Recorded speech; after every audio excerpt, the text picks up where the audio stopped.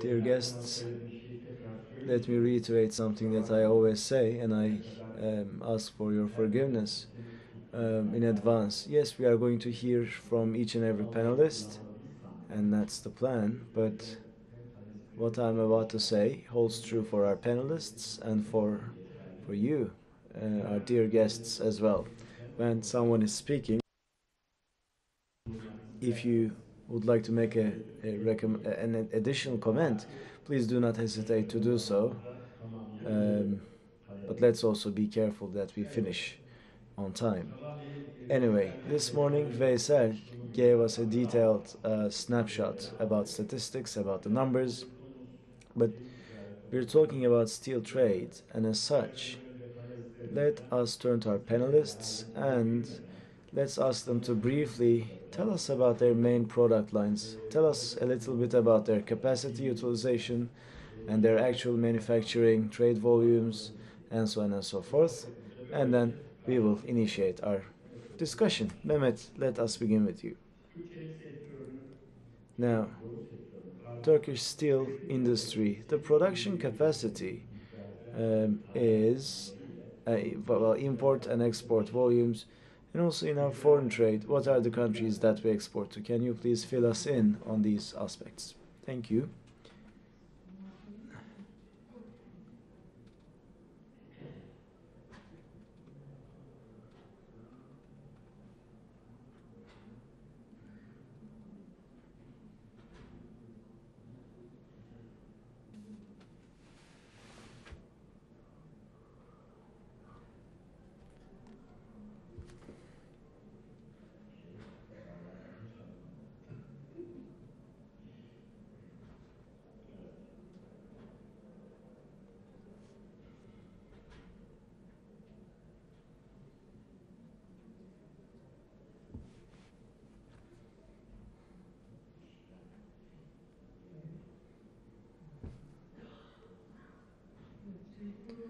Yes, steel pipe constitutes around 50 million tons.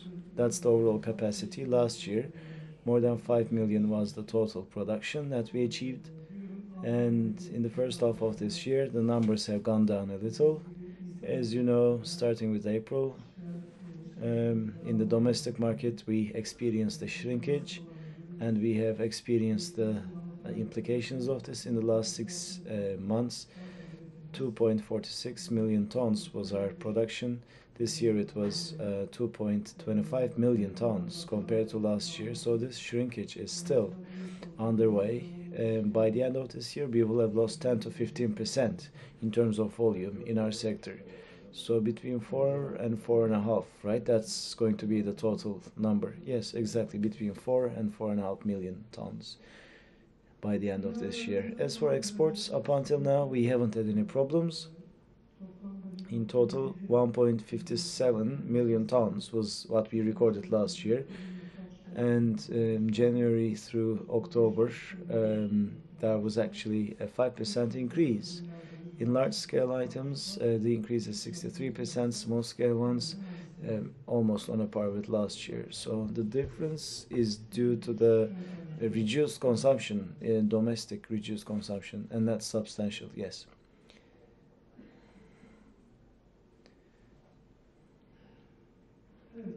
Yes, in large pipes, USA ranks the first, followed by Israel. As for small-scale pipes, we mainly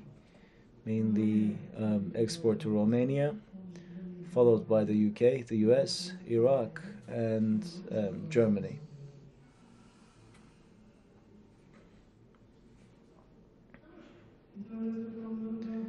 Also, as for imports, there has been a decline at around 5%. Compared to last year, it was 140. This year it was reduced by 5%, like I said. Large-scale pipes, we import mainly from Germany. As for small-scale ones, say for Kayseri free trade zone, it's Italy that we import from, followed by Germany, China, and Austria. We also have a limited amount of imports.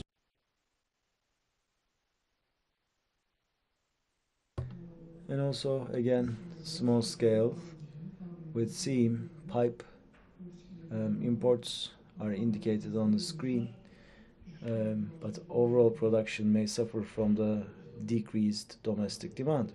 Gökhan Bey, let us continue with you regarding flats. What are the similar numbers that you could share with us?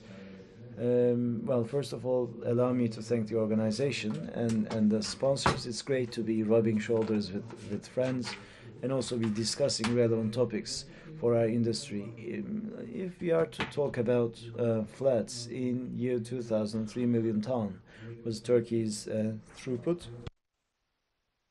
And 17 years later, as of last year, we increased this up to 12 million tons. And in the last 3 years, we have seen great increases. In 2017, we reached 12 million in flats. And when we look at the when you look at this year, by the end of this year, it will be something like 2 million tons more than last year. That is the increase we will achieve by the end of this year. But of course, this is based on the averages, and especially the average of the first 3 months. Maybe it will be slightly less, maybe 14 or 15 million. But this year's production will definitely outstrip what we achieved last year. That's what I'm thinking. And also consumption rates. In year 2000, 6 million was what we achieved. In 2015, 6.5, 16.5, 17 million in 2017. And this year, as of this year, again, despite all the negativity that we suffered, we are not going to be way below last year. That's not what I anticipate. And come 2030, so from year 2000 to 2017, we increased consumption by 11 million, 6 million in year 2000, in 2017, 17 million, and come 2030, 30 million ton is what Turkey is going to need in terms of flat steel products. That's what where we are heading towards, I believe.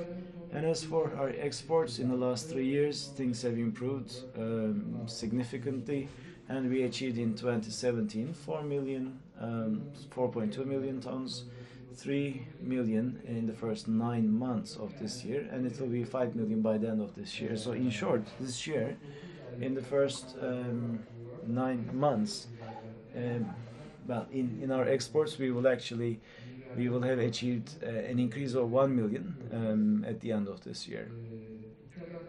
And as for our imports, in the last couple of years, it stood around 8 million tons. Over the years, in 15, 16, 17, in 17, we achieved 8 million, 5 million in the first 9 months of this year. And by the end of this year, probably it's going to be somewhere between, compared to the previous year, we will be 1 million below our imports of last year. That's what I would wager. Now, by 70%, the emphasis is on black, 10% cold, 20% coated products are actually imported into the country in the flat products range. That's more or less the distribution. And by and large,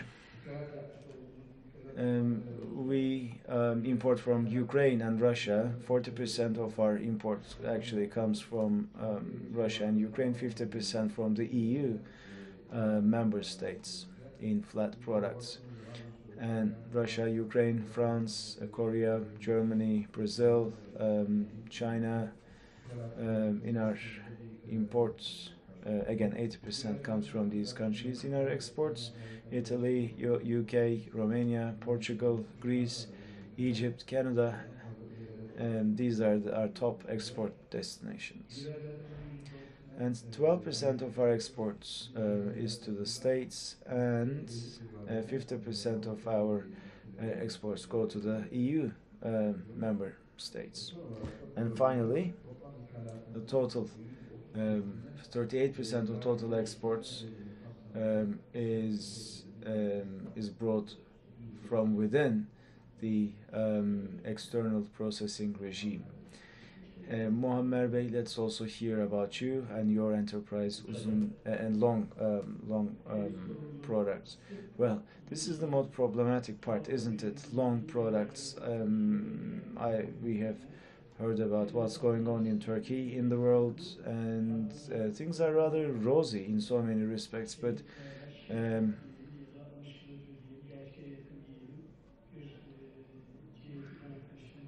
and then we heard about the global picture, and our economist guest talked about Turkey and the frightening trends in Turkey. Where are we? We don't really know that much. At meetings of this kind, I do my best to reflect what's going on, and we try to conceptualize things. About long products, the numbers are actually quite confusing. In September, for instance, it was the highest export ever recorded, but within the same month of September, in long production, we had the lowest production in 91 months and lowest consumption in 79 months consecutively. Lowest consumption of last 79 months, and this is from a trusted colleague. Like I said, lowest in 91 months and lowest in 79 months in production and consumption, and we broke a record in terms of exports. And in long, up until now, as of 5th of November, production is 61%, that's long production, and 39% is flat production. And I think this is quite pleasing, because now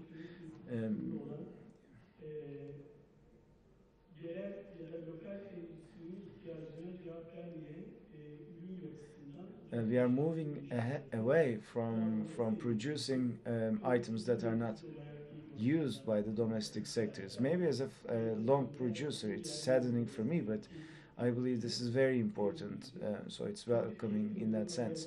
And consumption is trying to catch up with that, albeit unsuccessfully. In production, 54% is flat, the remaining long, and the difference in flat is met through imports, and again, that's quite controversial. Why should we import these items? People ask, quite rightly. Why do we import in flat when we export in long? That's also interesting. And in consumption, in long, 13.8% decline was recorded. In flat, 5% increase was achieved as of 2018, the first actually 10 months. Could you repeat that, please? Yes, in long, 13.8% decline, and in flat, 5% increase. I'm saying this looking at these numbers. Some of these numbers may not be 100% accurate, but all of these actually, up until now, there is going to be a difference between Turkey of the old and Turkey of the future, especially for long producers, because here's what we need to acknowledge. Last year, at least, Turkish steel in domestic consumption, there was a 65% consumption in the construction sector.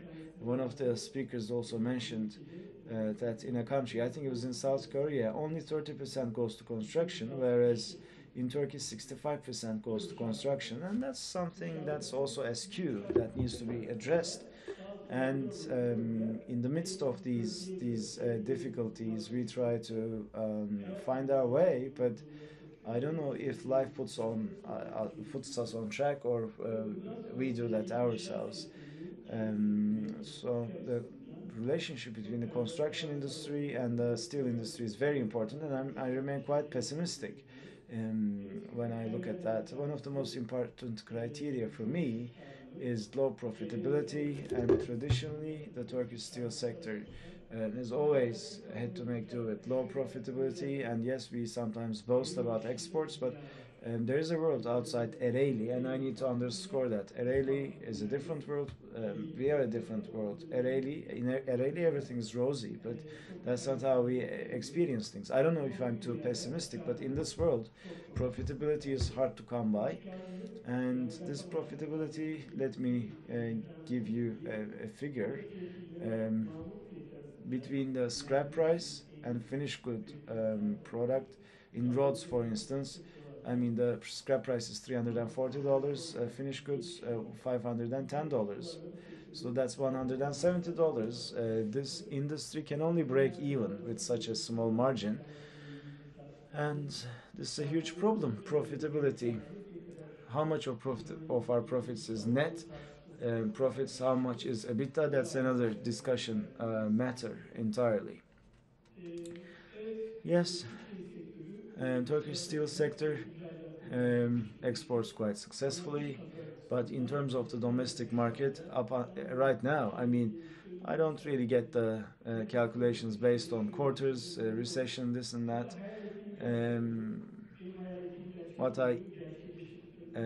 I just take a look at what's going on around us. I'm not a dreamer, and what we are experiencing is the suffering that we experience. The pain that we suffer is the money that we lose, the interest rate that we pay to the bank. When I look at these parameters, the picture is not rosy at all.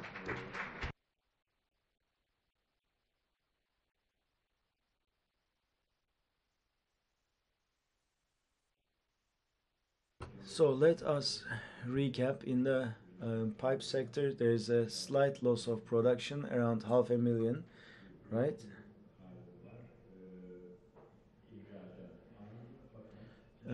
Exports remain the same, but in domestic consumption there is a significant decrease, and this is where the production difference is, because, and also in flat there is nothing alarming. The production is fine and consumption is fine as well, 17 million, and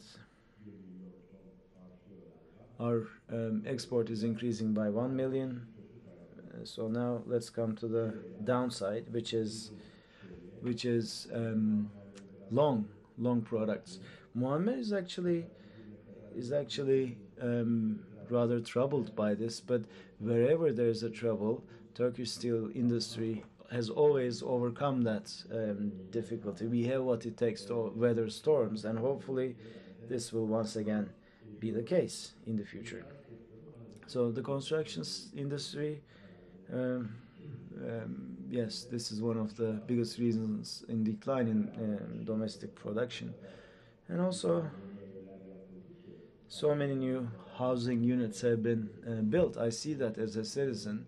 I have an old place, and I am having a very difficult time finding a new tenant, because there are so many new buildings, so many flats that are for rent. So I do experience that problem, despite the fact that I own a property that's quite old. Hopefully things will get better.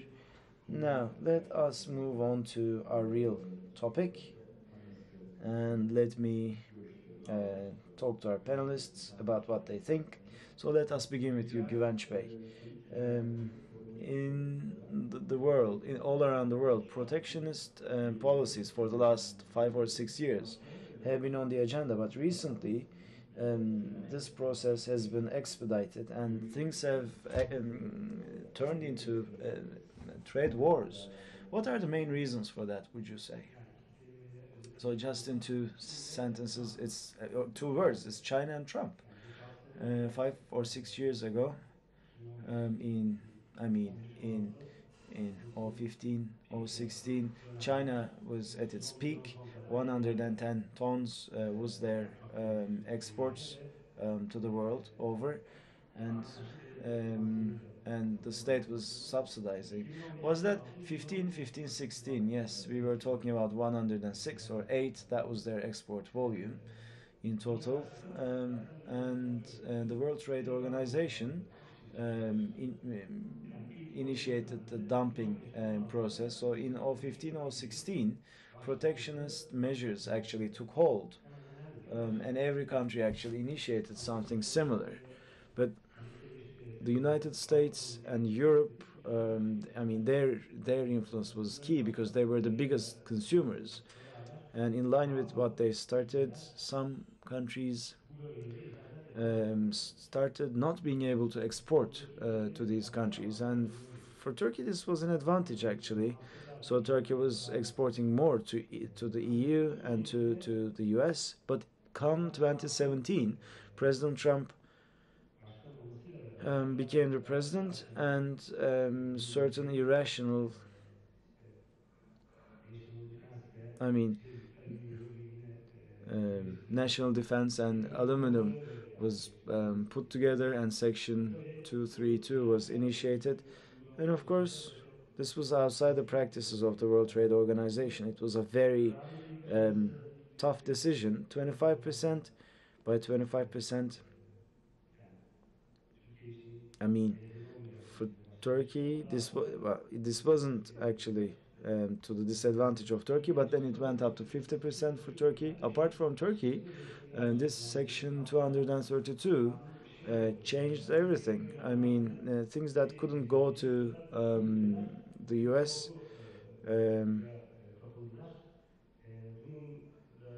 tried to find new places like the EU. The EU started safeguarding implementation. Canada against the US, 25% plus safeguard.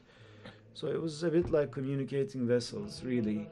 And these were actually quite heavy-handed steps. And for the Turkish steel industry, I mean, we went through several investigations, dumping investigations in the States. It's not like we panicked from any such investigation. And because of the safeguards or heavy-handed measures, people start to get confused. Starting with 2017, China actually made a promise at G7. They said they would curb the capacity and not export so much. And they are polluting their own country, and that excessive exports, I mean, they weren't making a great deal of money anyway. Right now it's 55 million, and they have regressed so much. Before Section 232, it was at a reasonable level, I would say, and now primarily it's China and then President Trump, and that's what we are experiencing right now. You talked about China, but we had forgotten about China actually, and it had become a habit at meetings of this kind. We would always start with China, continue with China, China this, China that, production, domestic demand, consumption, and so on and so forth. But President Trump, bless him, he got us to forget all of that. And this year we have been discussing President Trump non-stop, and it seems that we will continue to do so in the future. So for such a long time, and actually going back to when we were students as well, on the one side we would have the leftists, rightists, a bipolar world, and different philosophies, economic outlooks. We knew everything by heart. But then, as you know, things changed. When did they change? When the wall came down. It was in 89 or 90 or 88. So I think the problem has to do with that as well. It has to do with capitalism, market economies, and when the pinnacle of this, the US, turns to protectionism, another country that's on the opposite spectrum is advocating for free trade. How would you make sense of that development? Up until now, foreign trade impediments were bad-mouthed, and actually those who try to prevent imports in developing nations, especially by financial institutions, they were met with criticism. But now the rules of the game have changed. I mean, the game makers, market makers, are they changing the rules of the game? And why is WTO so silent about this? Well, once again, I'd like to thank you for your invitation. And actually, since this morning, we have been talking about the significance of this, and there's something that people have been expressing. It's not like the rules of the game has changed. The game has always been like this, and people have always defended their own benefits. I don't think this is ideological in nature. Maybe before the 90s there was a chasm between two poles, but actually it was all about self interest. And the arguments were actually based on self interest, but perhaps presented under the guise of ideologies. And today, countries, I mean, have always sought to maximize their own benefits, and we shouldn't be naive, so naive as to think that this would not be the case. As for this struggle between China and the States, I think this is how we need to see it. In the last 10 years, let's look at what we have heard. The US share from the global economy is going down, China's share is going up, and at one point this would have to be addressed. Because it's not just economics, it's also about being a global power. I think President Trump, let's leave aside what he has done regarding steel. Maybe steel companies may have some interests, but in the big picture, I think the companies are always going to seek to maximize their own benefits and their own interests. That's their motive, and that's what their motivation is. And China and the US is in different poles. Let me share a couple of figures with you. And actually, this was mentioned this morning as well. I don't remember which one, but right now in the global economy, the share of the US is 25%, 15% is shared by China. Let's go back to year 2000. The US share was 30%, China's share was 4%. So the US has suffered a 5% loss, and China has achieved a 10% increase. Let's take a look at other indicators, because countries' policies can be explained through such indicators as well. The GDP of the state's export rate is 12%. In China, it is 25%. Another piece of information: in services sector, the share in the US economy is around 70-80%. In China, this is still 40%. So both countries have different priorities. Both countries have different intrinsic features, different weaknesses. The US, whatever they see as a threat for themselves, they are trying to hit them from their weakest spot or intervene from their weakest spot, and the US brings everyone to the table and tries to take other countries under its wing. And as for the steel sector, I think things are rather difficult and different. Mr. Güvenç summarized very well what we had seen in 2015, but the protectionist measures and safeguards that were established after that time were, in a way, measures taken against the movement that distorted fair trade, and we have seen the positive reflections of this in 2016 and 17. We had a balancing off in the world, and it has to do with the measures, safeguards that the Chinese government had to take, and China was actually forced to take this. And we have seen the message to the steel producers that they will have to pay for it if they do something against the rules. And for the industries to continue their activities in line with the interests of countries, yes, there are certain measures taken, but what about Section 232 by Trump? This could be seen as a threat for the overall growth of the world economy, and this threat is important. After World War II, people have been trying to avoid further wars, and unfortunately this is threatening and creating a political climate where all the international organizations would be threatened, including WTO. It was mentioned in the morning, not only WTO but many other international organizations are now actually put in a difficult position by Trump. So safeguards have two dimensions. Yes, there are certain protectionist approaches that have to be brought to protect certain industries, or China, for instance. 12'si, 13'i, 15'i olabilir. Ama dünya ticaretinin bir anda yarısını tavsiye edilip ve bir Their ama Section 232 sonrası getirilen consumption might be 12-13% of their domestic antidumping kuralları çerçevesinde consumption, sağlanması but gereken hasılatını sağlamayan sadece there ithal might be some necessary measures, but things like Section 232 alanlarla gecikmiş olanlar under ise the name of national security, these are risks for the world economy, and the practices that we see now dünyanın büyüme potansiyeli %3,5-3 bandındadır. are minus 2.0%.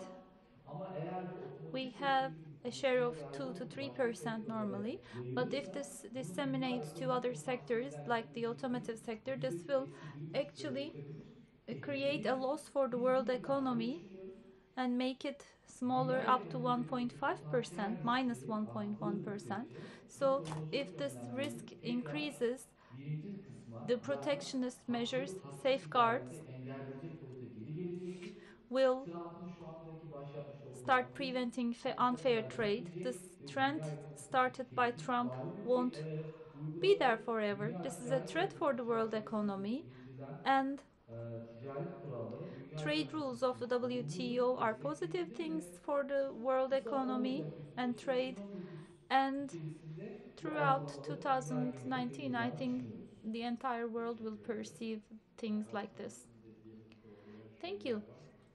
There are things that prove what you say.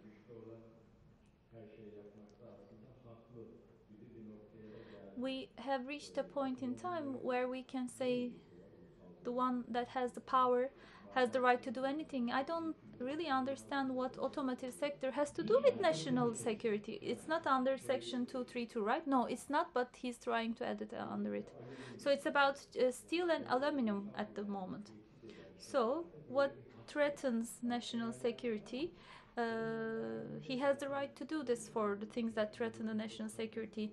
And in 1994 we had the Uruguay agreement, and he was leading all these efforts. All these anti-dumping investigations were going on, and I think US is the one that is starting these investigations the most.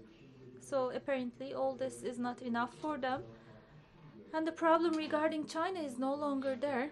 There is no exportation volumes of 120-130 million tons.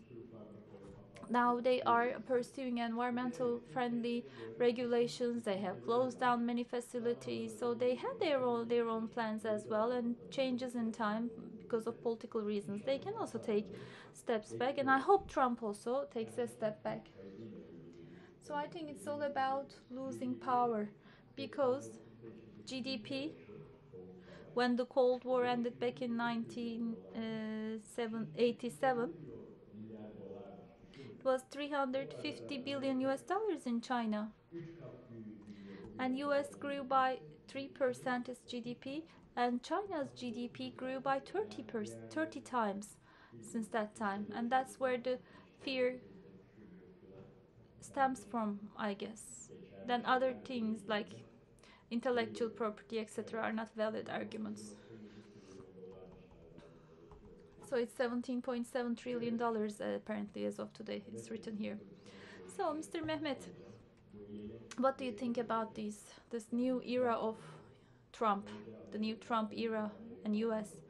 America first, American products first. So how will this new era impact the development of world trade? How this protectionist discourse will have its reflections on the markets? You are really experienced in this field, and you are at the heart of the discussions in the Turkish sector. American producers think Trump is a god now, and what about the manufacturers? You are a representative of a highly exporting sector. How would you assess the situation? Yes, Section 232 had important implications, of course, in the domestic market. Steel prices, especially flat steel, is sold at higher than $950. Now it's going down. And by the way, for sectors using this product, this has created an important handicap.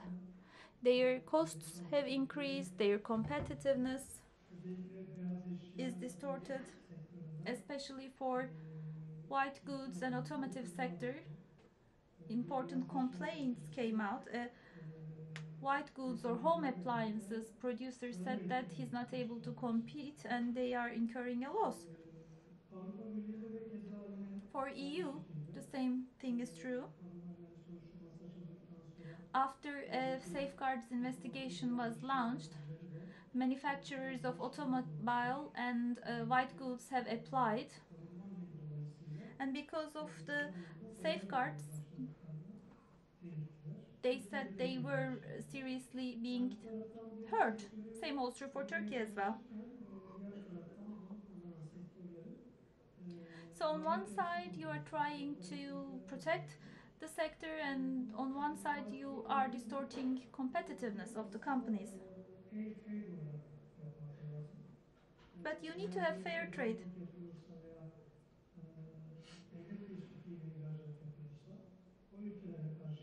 So if there is anti-dumping by one country, you need to take measures against them. You can't just use national defense or security as an excuse.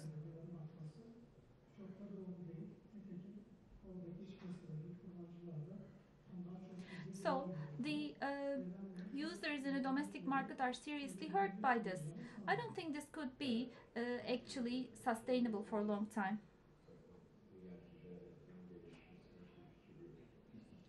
So it has its implications, negative implications on the development of trade and employment. So this was one of the questions that I was going to ask anyway. So, Mr. Muammer.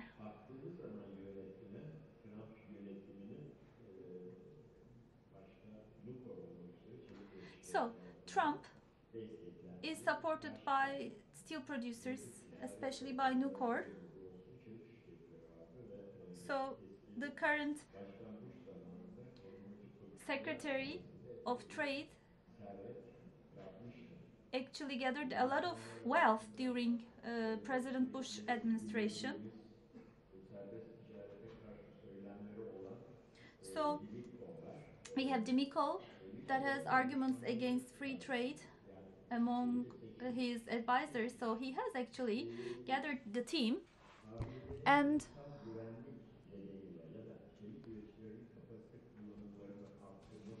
US, when it comes to national security or to increase the capacities of steel producers, did US really need such type of protectionism, or is there another reason behind this move of the Trump administration? Yes, during that meeting when Trump announced Section 232, he had on his left-hand side his current CEO, and on his right-hand side he had the CEO of US Steel. Previous CEO is his advisor anyway. So first argument was to increase capacity utilization from 70 to 85%, which they did. Yes, it's higher than 80% now. It's for Nucor it's 92%. Yes, capacity utilization is a relative concept, but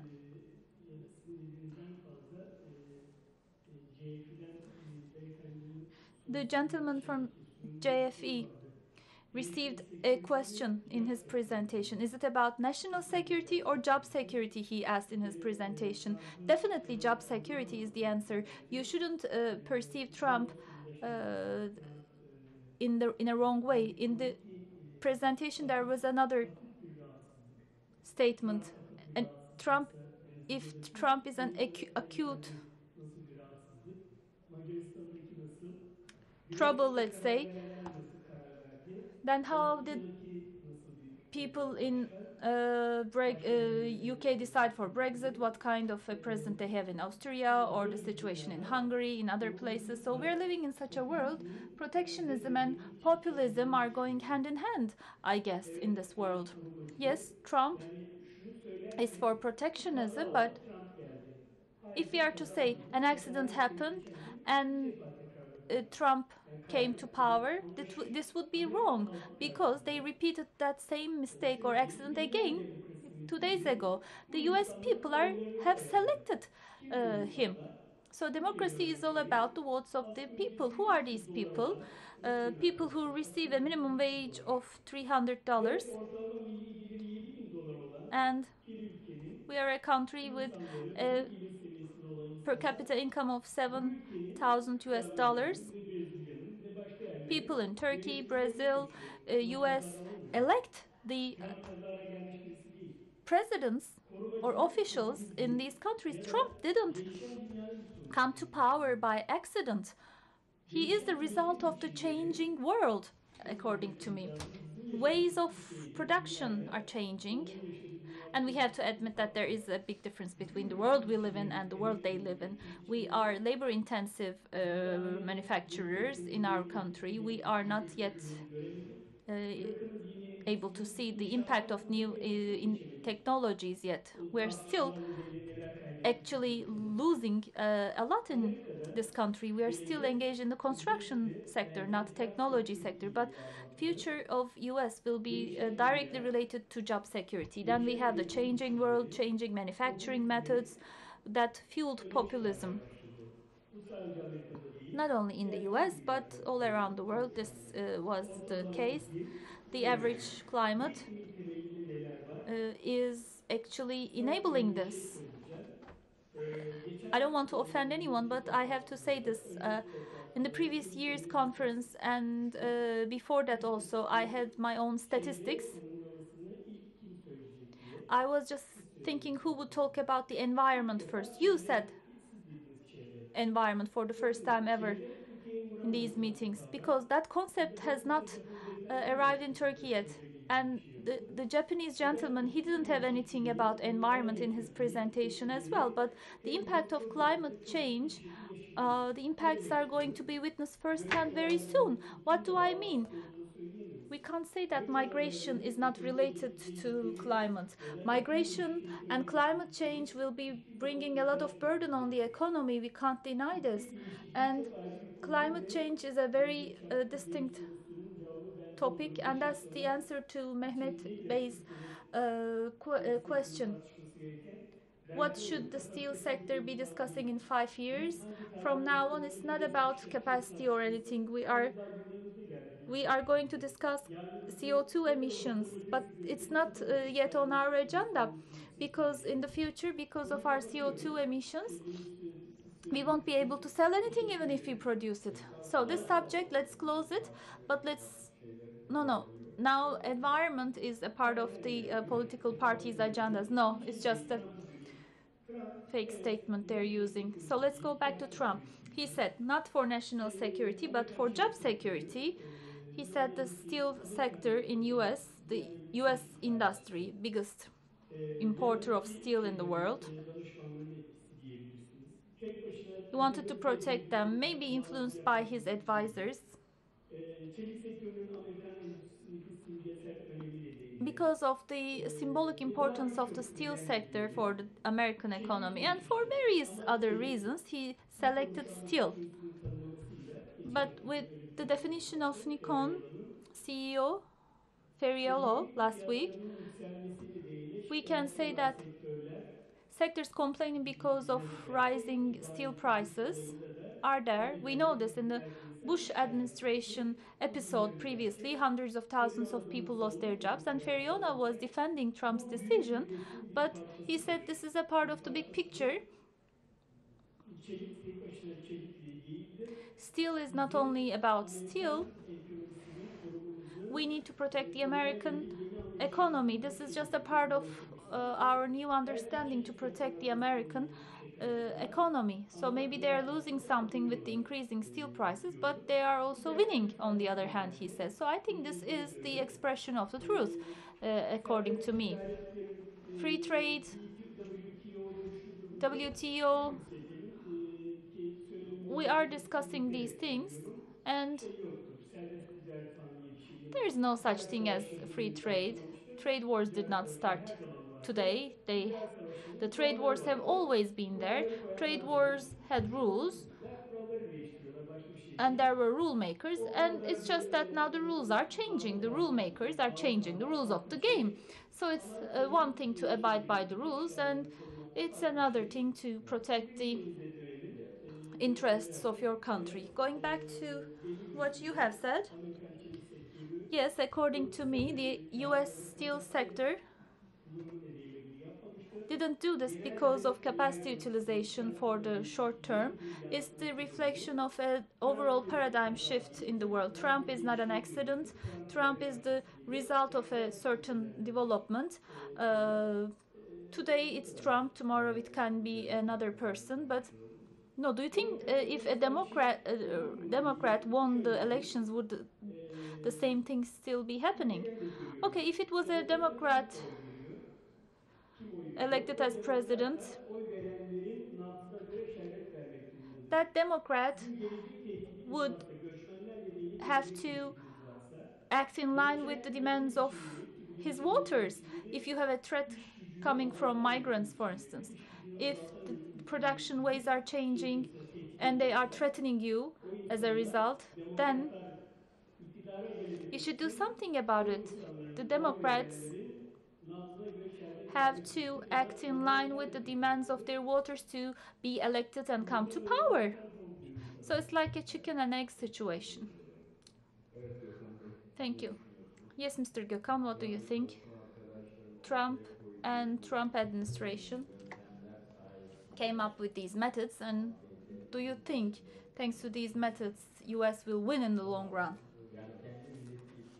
What will happen for the Americans? I mean, good or bad things? Since Mr. Veysel's presentation, all the sector representatives explicitly said that this is an unfair thing. Well, 25% is one thing.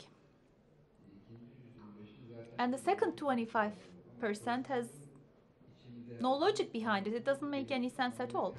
But what kind of implications will this development have for the Americans? Let's ask that. I think, especially in the steel sector, US is not an exporting country. They want to change their inflation. They have increased the interest rates, and they are mainly based on consumption. So steel products and their prices going from one price to another. If this impacts certain sectors, exports, maybe they will revisit this decision, but when US reaches the final products in the steel sector, they don't export. That's how it is. A person with money in his pocket would go and buy a house in Miami, for instance, and it wouldn't really matter for them if the Miami house prices would rise by 10 or 15%. I don't think this would impact the American economy adversely. You're talking about Florida, right? People buying houses from Florida? Yes, it doesn't matter if they are going to buy it. They will buy it anyway, even if there is a 10% change in the prices. Okay, Mr. Güvenç. Section 232. After the investigations, the taxes and duties to be imposed for steel imports, we have seen the implications. So you are closely following up on these developments. What is the latest update on Section 232, especially for flat, cold, and galvanized exports? How did it impact your business? After the second 25% additional tax, we've stopped our exports. It's not possible for us to do this. Yes, the first 25% was nothing, but because it was imposed as 25% to all countries equally.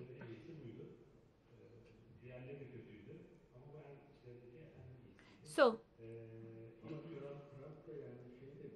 by the way, Trump said Turkey has seen a devaluation in its currency and now they are very competitive. That's why I'm imposing this additional 25%, he said. Yes. Well, the FX rates have gone down. He can change it, and political climate has improved as well. Is it because the FX rates went down, or is it because of Pastor Brunson? It's because the FX rates have gone down. This weekend, for instance, they're going to have a meeting. The two presidents are going to have a meeting. But Turkey is not a country that deserves this 50% of tax in total. So we believe that this will be corrected. But the initial 25% was a wrong decision anyway. Before the Section 232 period, we had a much healthier environment. So with this 25% of duties, American producers have increased their prices by 25%, and now there are certain exceptions given to certain countries. Now they signed this trade agreement with Canada, Mexico. Its implications are there. With the EU, it's still 25%. So looking at it, if it's about national security, then, and if you have free trade agreements with these two countries, he just concluded them, EU, Canada, and Mexico are treated differently, and he was supposed to revise the situation with other countries, and that's what we expect. Maybe in the short run, he can fix things with Turkey, and after the new year, we can expect other developments. America's share is 12%, is it? In our exports, you mean? Yes. It was 12%, but now it's 0. I mean, in Turkey, steel companies don't sell with a profit margin higher than 25%, so we don't sell to US anymore. Yes, what about you, Mr. Muammer? What happened after Section 232? Well, for long products, we have 3 long products actually. We have profiles, rebars, and for exports, it was 35% of our exports to US. So this went down, of course. Iraq exports to Iraq have gone down. And why? Why did that go down? We don't know clearly or exactly for sure. There's a sharp decline in our exports to 3 countries, US, Iraq, and then Algeria. But despite, the steel producers are working hard, and the Steel Exporters Association had this map of destinations where they sell products to. Apparently, we are all over the place. We're selling and exporting to all over the place. Now, US is no longer on the map, but we're closing the gap by selling more to other destinations, and the steel producers have broken a record for exports. So we need to say, way to go. But is this really the reality? Is it enough to export these volumes? Do we have enough profitability behind these volumes? FOB price $510 for rebar, for instance. Exporting at this price, I don't think it would benefit anyone. It would just help you survive, not make profit. But that's a whole different discussion. Can you make a profit if you sell it at $510? If they are generating their own electricity power, and if they don't have any debt to the bank, maybe they'll break even.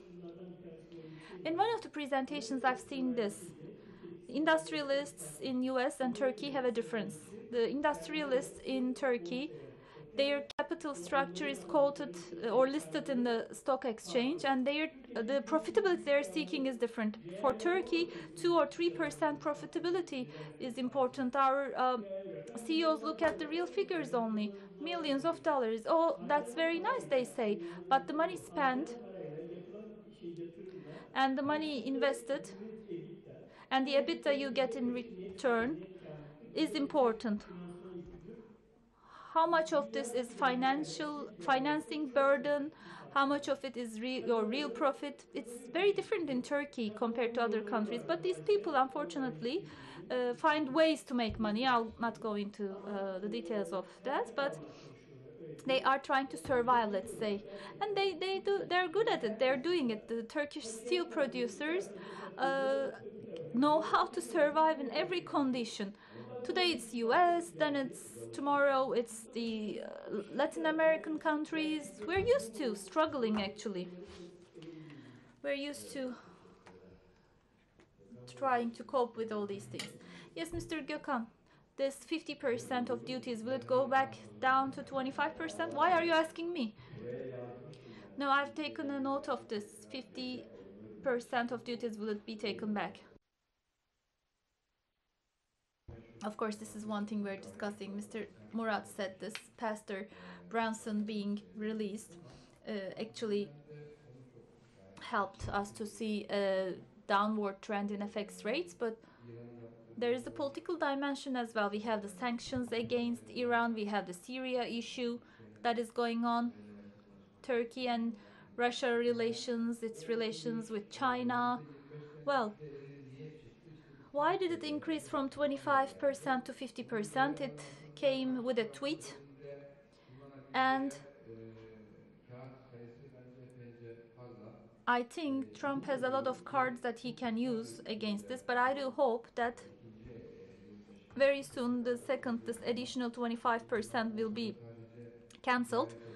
And it's not only about commercial reasons, by the way. There were also political reasons behind this, so it's very difficult to comment on this topic currently. And every day a new issue arises, so anything can happen. We don't know which direction it will go to. Yes, Mr. Fatih, this issue of imposing duties, this is going on between the countries. So against the duties imposed by US, the European Union started this practice of quotas. Are we able to follow up on the quotas? What's the update about it? Are we really able to follow the updates about them? Does that bring any problem in terms of our customers, your customers you're exporting to? And in February there will be a process. So what kind of measures is the European Union thinking of now? Let me try to explain it this way. In the safeguards process, I was able to attend 2 meetings at the Commission. We had meetings with Eurofair as well. So there is a difference when we talk about the Commission. Unlike what we think about America, the Commission is really trying to understand what's happening inside Europe, make competitiveness more sustainable, make sure that the sectors using steel will be least affected by this. So they're really paying attention to all these things. So after these 200 days, maybe a similar practice to today will be decided upon. So maybe there will be some minor differences, but as far as we can see it, by the way, let me answer your question. We can follow up on the quota on a daily basis. Per product, we can see what has been shipped to what destination, how many applications, what the quota is, what percentage has been taken up, and so on and so forth. So, in line with the EU safeguard decisions, they have been publishing some statistics, and they're quite telling. So, how are things going? It's quite stalled, actually. It's like this 200-day period. It's as if the construction steel and coil, maybe the quota will be finishing, and also the profiles. But in main categories of flat products and also hot, cold, and galvanized. They're actually much slower than we thought. Maybe things will get faster, but right now, for hot, for instance, maybe up until March and April, maybe the quota will not be filled up, it seems. So that's how things are faring on that end. On the other hand, as for the customers, on the European side, the customers, do we get requests for February loading? And that coincides with the quota deadline. So those customers are not really concerned about the quota. Trade is going on as it should go on, and that's quite clear. That's good to hear. In many resources, I read different stuff. No. Only European. Well, it's said that Turkey is heaping goods in. No. Turkey's exports have increased, and Muammer explained that quite well. Um, I think between long and flat, yes, there's a difference. Long finishes, but flat can be turned to other products. And this morning, this was also mentioned. Turkey's um, export is not diminished. So flat can be protected against any domestic turbulence because it's not affected by taxes. It goes to automotive sector, white goods. It turns into some other good. So a certain portion. Yes, the USD has gone up and interest rates have gone up, but they do not really have an impact on Turkish exports. Even if there is stagnation around the world. So the shrinkage in Turkey, when there's shrinkage in Turkey, of course we get affected. But compared to long, not so much. But just like in long, just like the counter activity, exports go up. So Turkey's capacity has not increased. When you look at flats, you know, um, there is not a significant increase, but the increase is because consumption has been going down in Turkey, but it went to Europe instead. And as Veysel Bey has said, at least for 6 months or for 9 months, we will have to wait and see. For Europe, Turkey is not going to be a threat. Turkey does not have that capacity, and our import and exports are at a balance. In the last 5 years, we're talking about millions of tons. Erdemir's production is 9 million. And in the last 7 years, we've had a deficit, and we sold flat products to Europe. And that's how we need to be seeing this situation. We're not a threat, and the numbers confirm that we're not a threat. But there's a shrinkage in Turkey, and that's temporary. And we have a customs union, and in our agreement, it is essential that at times like this, stakeholders need to support one another. And in 2008, we were impacted less compared to Europe. And we did suffer from that as the steel industry back in 2008, but things have changed. And their explanation is as follows. This is something that's not triggered from within. It is triggered by President Trump, and we are trying to protect ourselves, and that's why we are not levying direct taxes, but we are introducing a quota, the average of the last 3 years, they said. And we are hoping that the current practices will prevail. And the current practice, I'm saying this for Europe, will not create a disruption for Europe. On the export side, our customers will continue to place their orders even if the quota is filled up. That's the current state of affairs. How about you, Mehmet Bey? For this product range, about the quotas, what would you like to say? Is it a problem for the EU? Not right now. I think the situation is different compared to flat in what we do. In 4 groups, there was an opening or initiation. Some pipes, some profiles.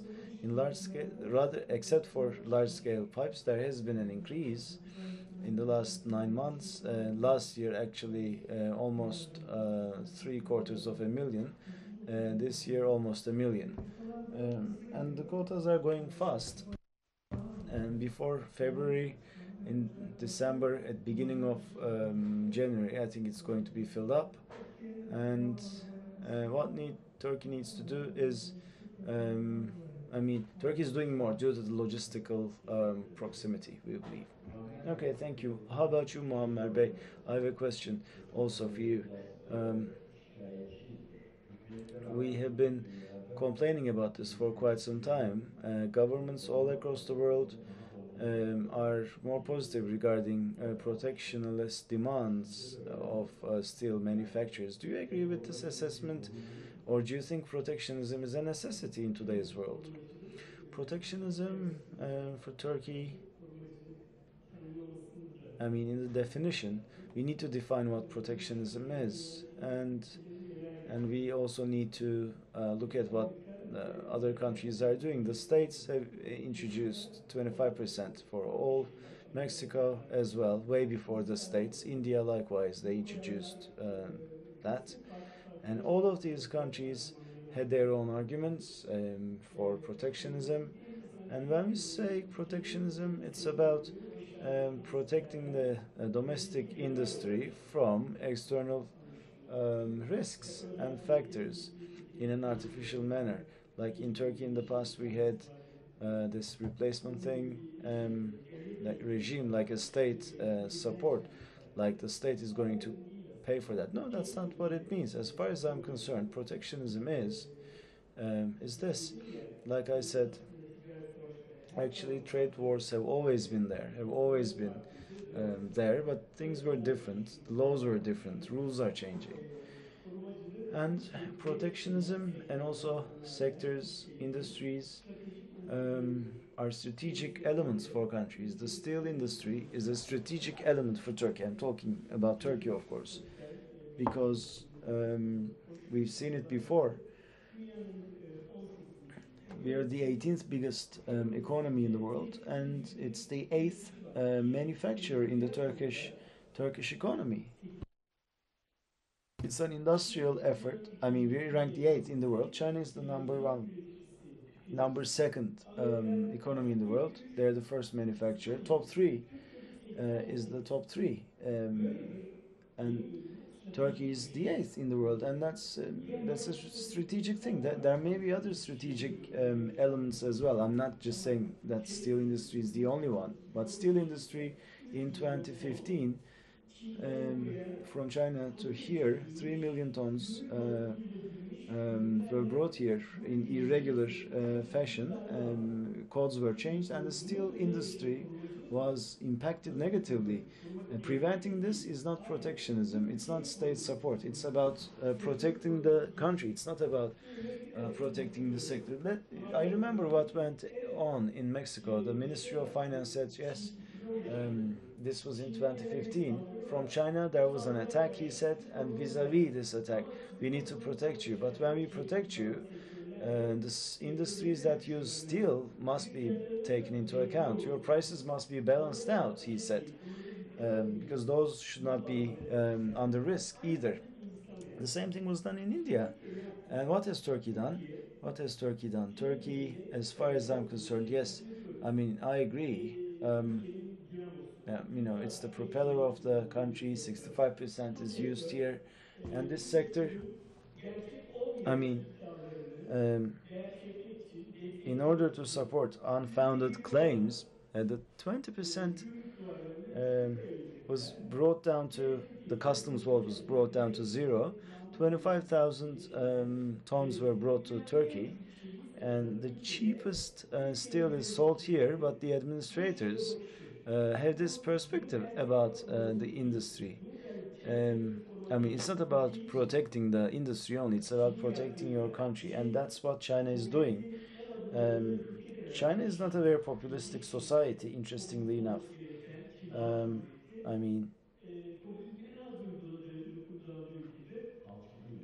It's not very populistic.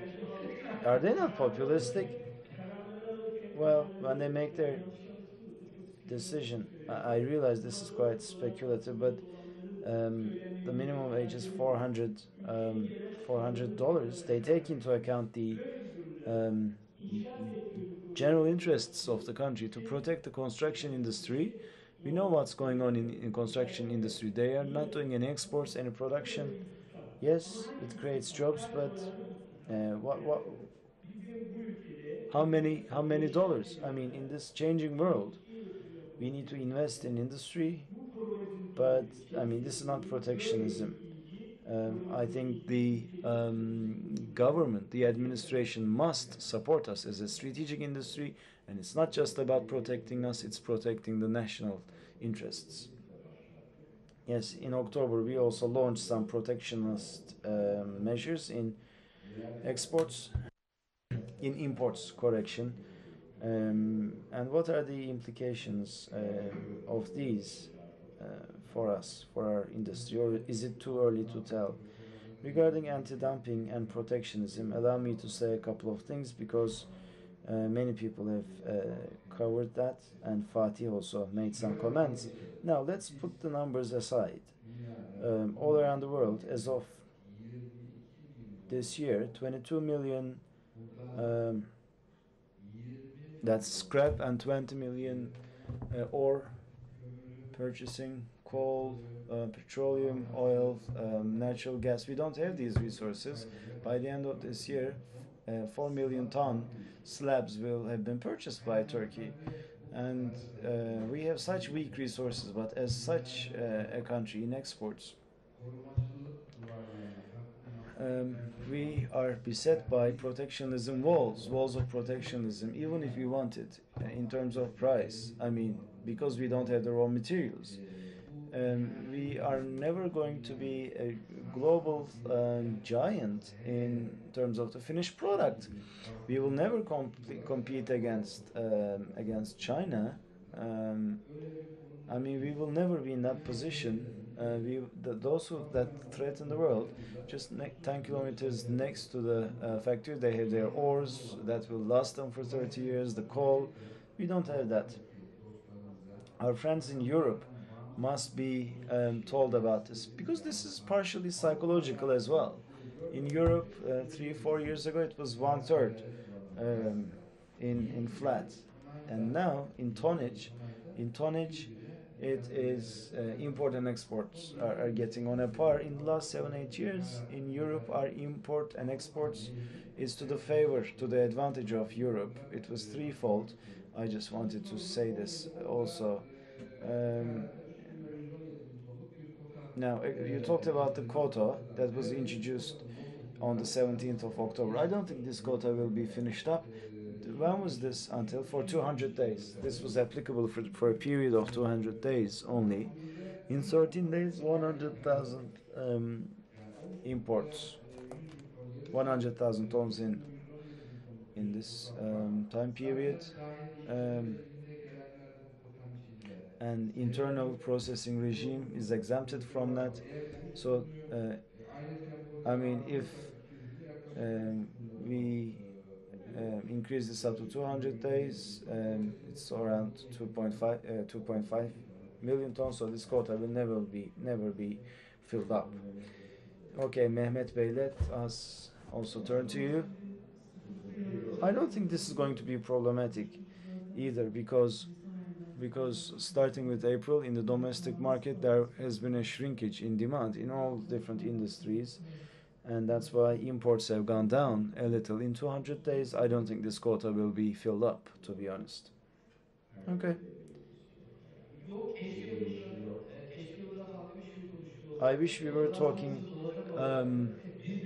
something different. I wish quotas were filling up so fast.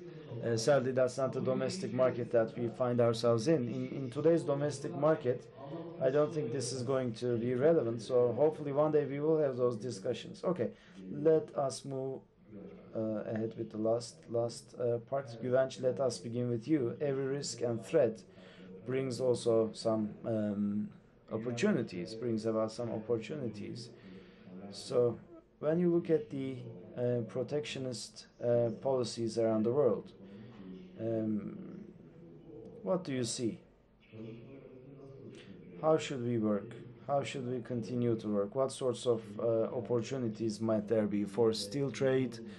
Are we at the start of a long era, or will everything just be overcome? Are we going back to the old days? I don't think the answer is black or and white, because I think the question has two dimensions. These fluctuations, or this or these impediments, protectionism, this and that.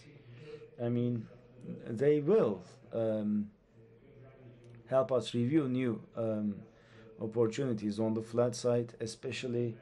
It's a new lease of life for us for the last 3 or 5 years, but the steel sector in Turkey is very experienced. We sell to South America as well, so I mean, we need to dream big and find new territories for ourselves.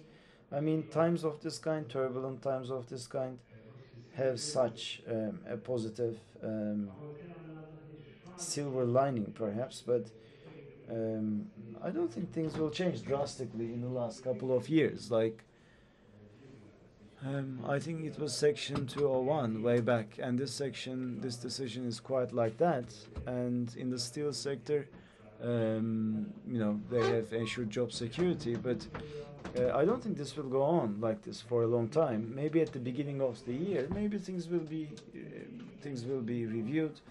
When 232 is reviewed, the EU, Canada, if everything normalizes, then for Turkey it will be really, really good. Turkey can strike the right balance, and the EU safeguards will be less influential for Turkey as well. So maybe we will go back to 2017, the days of 2017. Back in 2017, the general outlook, I mean, China included, some dumping countries were to be prevented from large markets, and that in that picture, there will always be new opportunities. So, in short, I can say that I think things will get better in the upcoming period. Yes, I agree with you. I agree with this assessment, and Başak also talked about it this morning. And you apparently have meetings to discuss opportunities, and you also dream big dreams, and of course that will be good as well. I don't think things will continue as they are today. I believe maybe there will be some remnants of the difficulties that we've been through, but we will go back to the good old days, it seems, or that's what I'd like to believe. How about you? You threw a disapproving look. Well, looking at what's going on right now, Turkey is in a special place. This year we had a bit of an accident, and I've said this before. Come 2030, the consumption will be 30 tons in flat. Right now it's 17, 18 million. Yes, we've been through an accident this year, but I think our industry will continue to grow based on our past experience and based on the experience of our industrialists and our banking industry. I think, I mean, if not in a couple of months, after a certain while, the industry will rebound, and the dynamics will improve, and especially in flat, we will continue to grow and continue to export to other jurisdictions. And right now, I mean, the trouble that we are experiencing right now has to do with the banking industry and the finance industry, and the damage incurred by companies operating in the real sector, and they don't know what the damage is exactly. I mean, let's say the loss is $100 in the last 3 years, okay? So this loss was affected by the FX fluctuations, the decline in the demand, and also the banking sector conventionally does not side with industrialists at times like this, but I also see where they're coming from, because they incur other losses as well. If we can overcome all these difficulties, I think in the upcoming period we are going to see a plethora of opportunities, but we need to achieve savings. Just like Murat Bey said, the public and the private sectors alike must save. Turkey is not going to grow very fast, and the interest rates are high. So what's going to happen is, regardless of the foreign exchange rate in Turkey, the warranty conditions and our financial prudence must be reviewed, and for a while to come, I think the negativity will continue, and only after that will we see some improvement. Mehmet Bey, this decline in demand comes from the construction industry, right? Yes, exactly. In the housing construction industry, sales have gone down, and the gas pipes that we provide, fire pipes, demand for those items decreased significantly. How about you, Muammer? Unfortunately, in our country, just like Mehmet said, we have a lack of savings, and that's for sure, and we all are aware of that.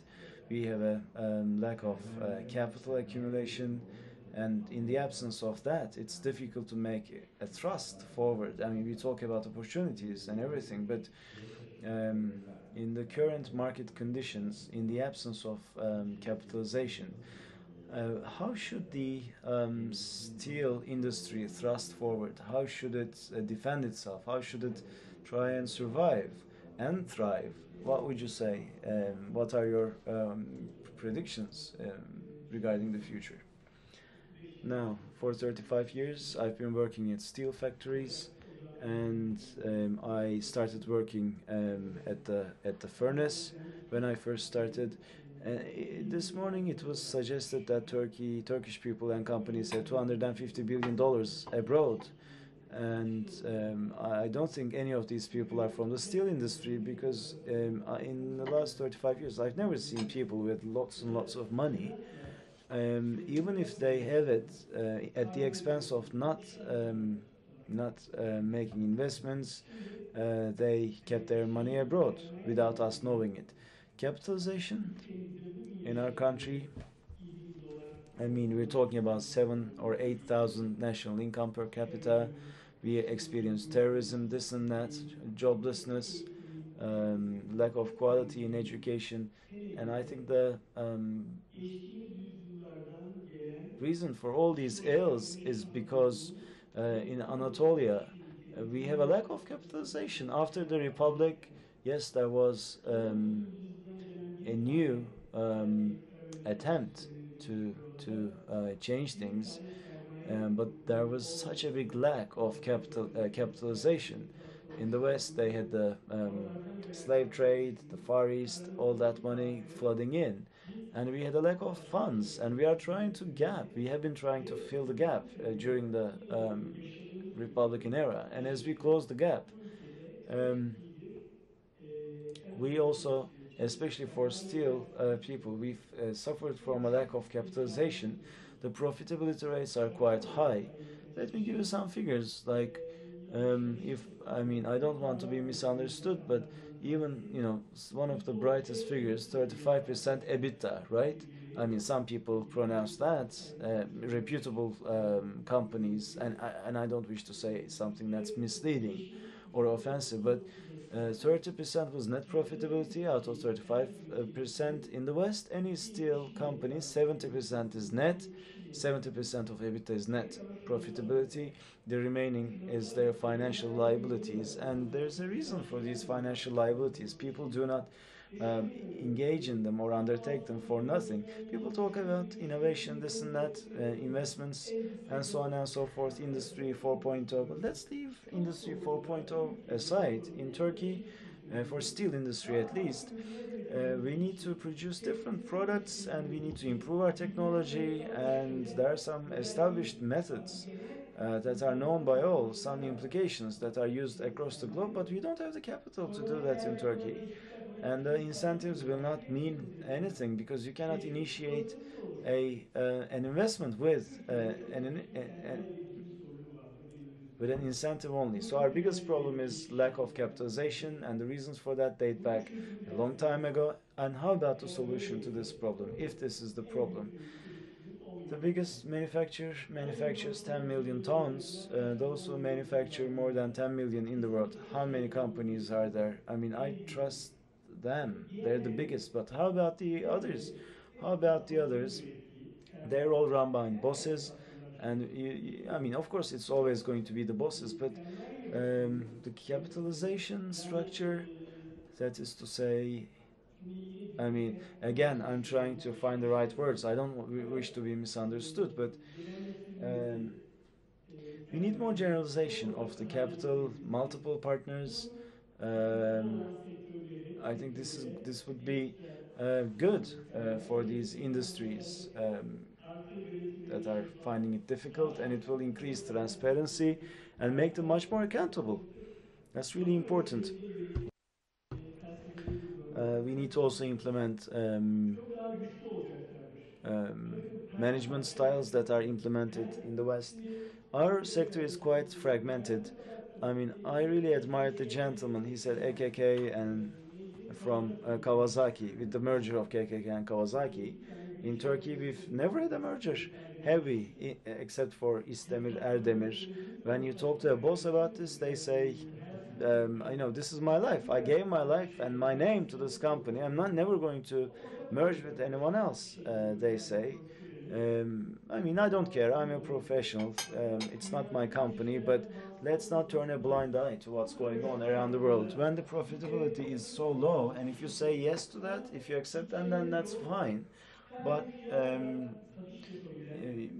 if you do that, you can only sell because of your price. I mean, we have flat imports in Turkey. Erdemir is doing an important part of that, but um, why, why do we import it? Because we cannot compete, because we cannot manufacture on that level of quality, and also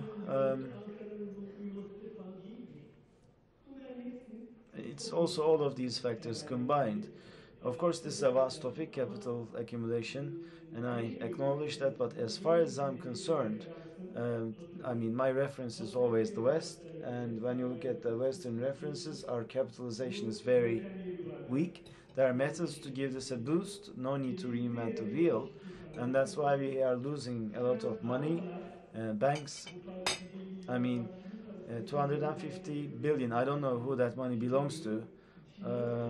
How was this money made? How was this money taken outside the country? We've been experiencing crises for long years, but that's another topic for discussion. But we need, in order to thrust forward, just like Namık would say this as well, if you were here, new technologies, implementation of new technologies, yeah, and for that you need money. These, I mean, you cannot do this with bank loans, can you? So weak financial structure, and of course there's always the good and bad, but this is the generalization that I would make for the Turkish steel industry. Yes, our time is up, and maybe 5 more minutes. If there are any questions from the audience, please.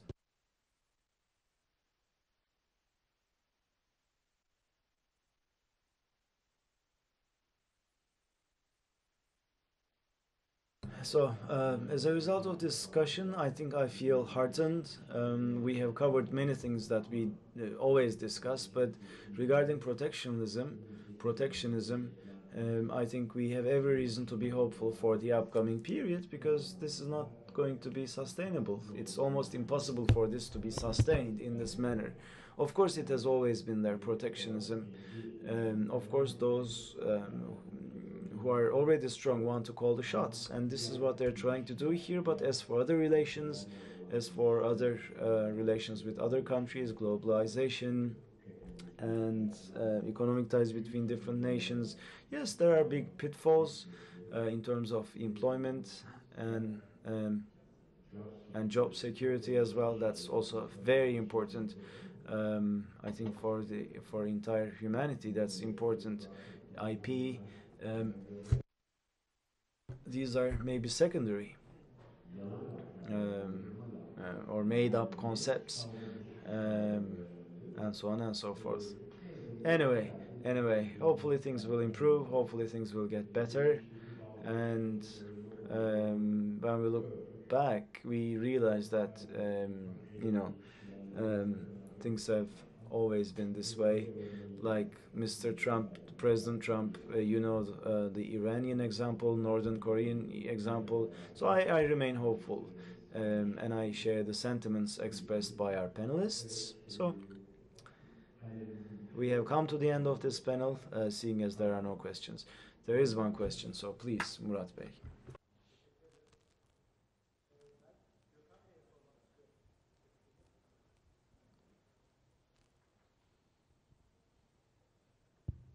Aynı soru gelmesin yalnız ikinci 25'in ne olacak diye.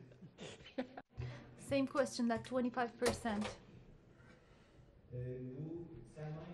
Yes, about capital accumulation. I was interested in the question you asked about that. Mr. Gökhan. Hem Türkiye'deki yassı çelik ithalatçılarını, sanayicilerini, Exporters and industrialists of flat steel in Turkey, you represent all of them. So what is your take on this? Because you do invest in this field as well. Do you really think it's possible to do something together? Why is it's not happening? What are your observations? Well, a tough question. I think what you are really asking is the following. The industrial culture in Turkey, when it comes to sectors that require high amounts of capital, why are they not able to come together? As far as I understand, you're asking this, right? Because I think this is not part of the Turkish culture in Turkish business world. I agree with you. In very challenging sectors, companies and people need to come together, especially for the new investments to take place in the steel industry. This needs to happen, but unfortunately, this is not a part of the Turkish culture. I don't think this is happening in the Turkish culture. Coming together, uniting your forces to come up with more value-added investments. In other sectors, they can do it, but in Turkey, unfortunately, we're not able to do that. And looking at the most recent investments in the flat steel, well, we can call this a road accident. Maybe in a year we won't be this negative. We will be able to overcome this gloomy period. I think we have a very bright future ahead of us for our sector in the long run. I just voiced some figures, hopefully in 2030 as well. If we get together with you in another conference like this, hopefully we will see 30 million tons of consumption and 23 million tons of production of flat products in Turkey. Hopefully we will be mentioning those figures by then. We have a high amount of flat steel foreign trade volume in Turkey. And looking at the steel sector, we rank the 8th country, 8th player, let's say, in the flat steel products. So in the coming period, both in terms of exports and imports, Turkey will have to take more share from the global markets, and it's necessary. Thank you. Well, thank you indeed. This brings us to the end of our panel. So thank you very much to all of you, all our panelists who shared their valuable opinions with us, and I would like to thank our participants for your kind attention. Thank you.